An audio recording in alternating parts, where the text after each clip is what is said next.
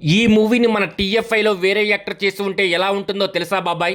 Number 1 Baahubali.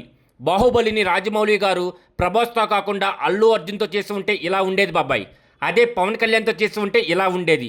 అదే బాహుబలిని మన బాబుతో చేసి ఉంటే మాత్రం ఇలాగే ఉంటుంది. నానితో చేసి ఉంటే ఇలా ఉండేది బాబాయ్. రామ్ చరణ్తో చేసి ఉంటే బాహుబలి లుక్ ఇలా ఉండేది. మేబీ మగధీరాలో చూసినందుకేమో కొంచెం రియలిస్టిక్గా అనిపిస్తుంది. మిగిలిన యాక్టర్స్తో కంపేర్ చేస్తే మన ఎవర్ గ్రీన్ బాస్తో చేసి ఉంటే ఆ మూవీ ఇలా ఉండేది బాబాయ్. మన మన్మధుడితో చేసి ఉంటే మాత్రం ఇలా ఉంటుంది. ఫ్యామిలీ మ్యాన్ విక్టరీ వెంకటేష్ గారితో చేసి ఉంటే ఇలా ఉంటుంది. ఫ్యామిలీ మ్యాన్ అంటే గుర్తొచ్చింది, మన ఫ్యామిలీ స్టార్ కొండంతో చేసి ఉంటే మాత్రం ఇలాగే ఉంటుంది.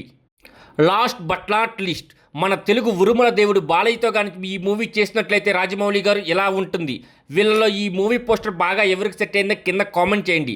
As per by knowledge darling తప్ప ఇంకా ఎవరు అంత బాగా సెట్ కాలేదని నేను అనుకుంటున్నా. మీరేమనుకుంటున్నారో కింద కామెంట్ చేయండి బాబాయ్.